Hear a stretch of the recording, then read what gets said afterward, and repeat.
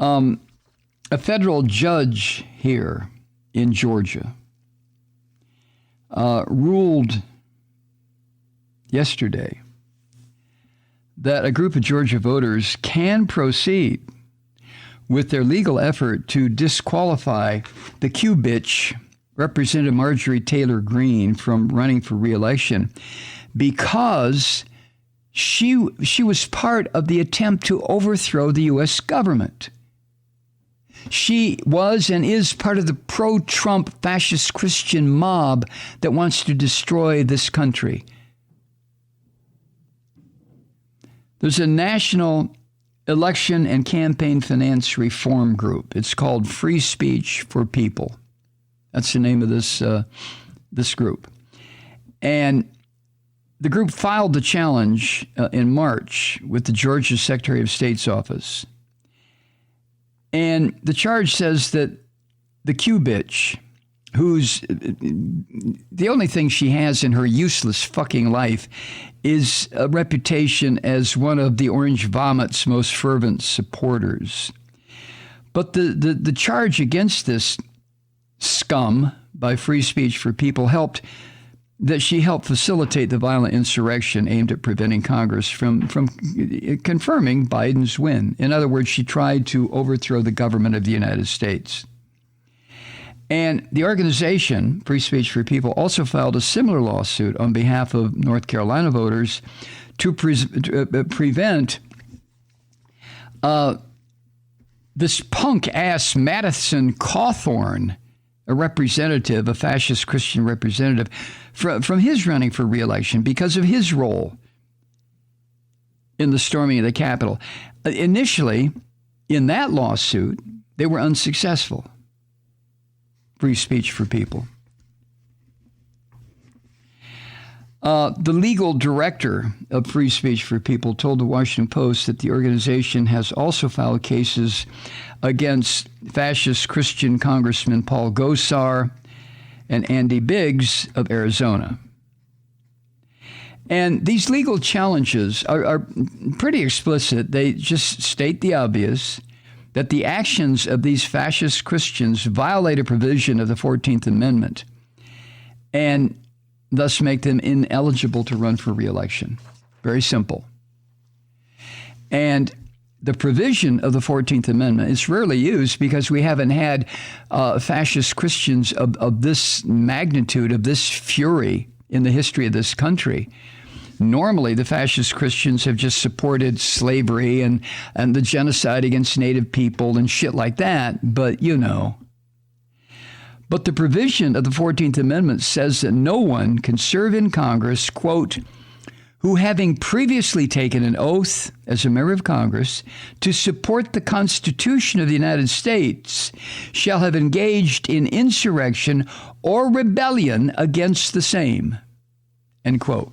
Well, if these fucking slime who sit in the U.S. House and Senate, who are up for re-election, if they don't qualify under that provision, then who does? Now, this amendment was ratified right after the Civil War, and it was meant to prevent lawmakers who fought for the Confederacy from being re-elected to Congress. Lost cause. Jesus Christ. Now, the Q-bitch, Marjorie Taylor Greene, frequently uses language to incite violence against anyone and everyone. And it's understandable. If you take a look at her, I can understand why, or listen to her.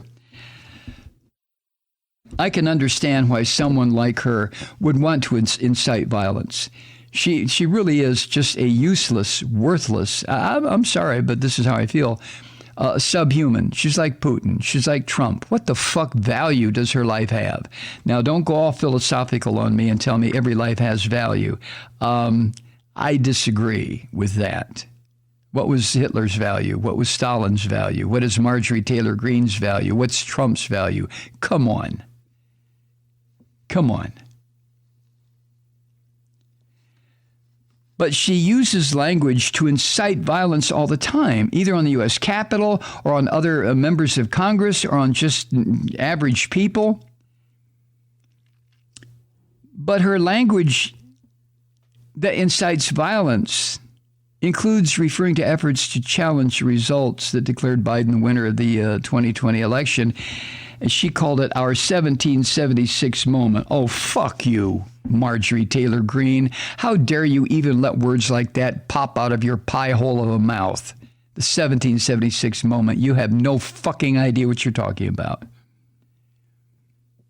And of course, the Q bitch denies that she had anything to do with the event that led to the deaths of 5 people, God only knows how many suicide, and injured 140 members of law enforcement.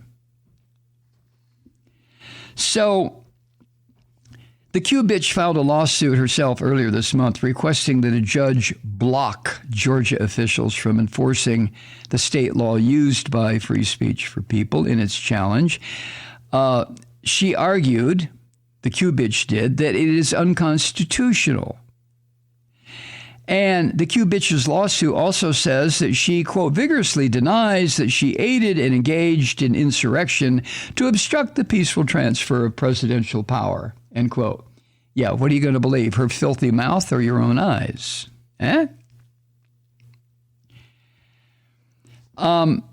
The Q bitch also suggested yesterday on Fox News that other fascist Christians could look into retaliatory efforts to disqualify Democratic lawmakers from re-election.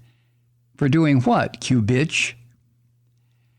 But she was on the Nazi Tucker Carlson, the Putin suck-up Tucker Carlson's program last night, where she said, quote, and I'm quoting this not because I heard it, but it's from the Washington Post. She said, quote, the Republican Party needs to fight harder. If you can challenge any representative's candidacy or elected office holder, I'll bet we could round up some Republican voters who did not like Kamala Harris funding rioters, criminal rioters, out of jail, or Ilhan Omar or Cori Bush or Maxine Waters in inciting riots, end quote. Really? I mean, Q bitch, your fucking brain is like Putin's. It's like Trump's. It's just a squirming mass of worms. Harris did not provide funding to get rioters released from jail. But what Greene is referring to in her abysmal ignorance and her Nazi sensibilities is that following the murder of George Floyd, Senator Harris, she was a senator there then, tweeted information about the Minnesota Freedom Fund.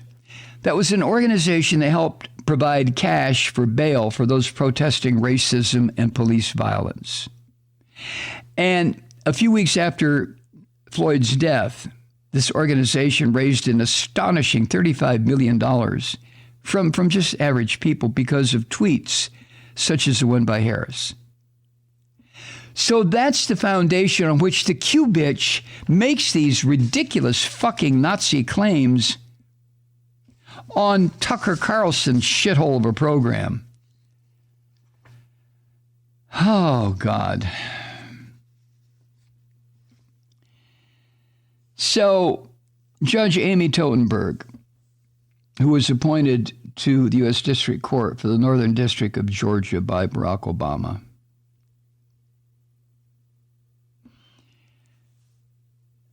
the judge denied Greene's request for the Q bitch's request for a preliminary injunction and a restraining order. And Judge Totenberg said that Greene did not meet, quote, the burden of persuasion. Totenberg wrote this, quote, this case involves a whirlpool of colliding constitutional interests of public import. The novelty of the factual and historical posture of this case, especially when assessed in the context of a preliminary injunction reviewed on a fast track, has made resolution of the complex legal issues at stake here particularly demanding.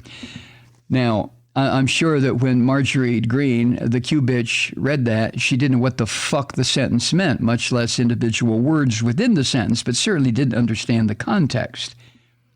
But simply stated, it just means that this case against the Q bitch is so precise and so fact-based that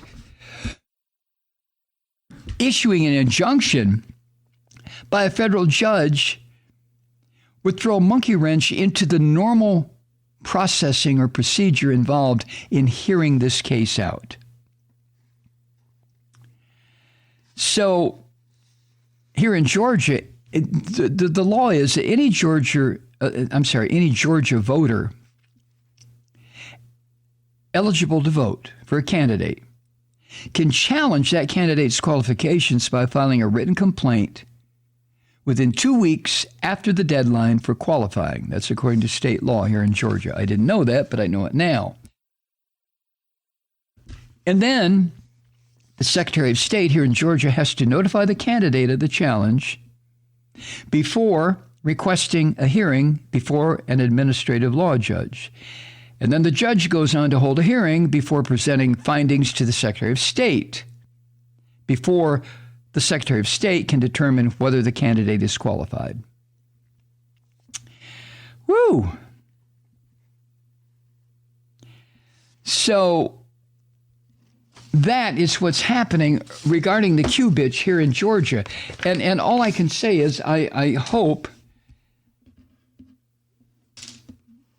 that she and Gosar and the rest of these slime who tried to destroy this country from within are denied a chance for re-election. God damn them. Hi, Truth Seekers. Mike Malloy here. As you know, we've switched formats and are now broadcast exclusively on the Progressive Voices Network. So that means you get fewer program interruptions, no corporate commercials, and lots of profanity. But our format change also means some of our radio listeners no longer hear the program. It's been a while since I mentioned our podcasts, so you may have forgotten that there is a way to listen to this program anytime you need a good dose of screaming. Visit MikeMalloy.com and subscribe to our podcast. As a podcast subscriber, you can download the program to your mobile device and take me with you wherever you go. And if you have a friend who needs a dose of truth-seeking, you can give a gift subscription as well. That's MikeMalloy.com, and never miss a minute of the uncensored fun and frivolity.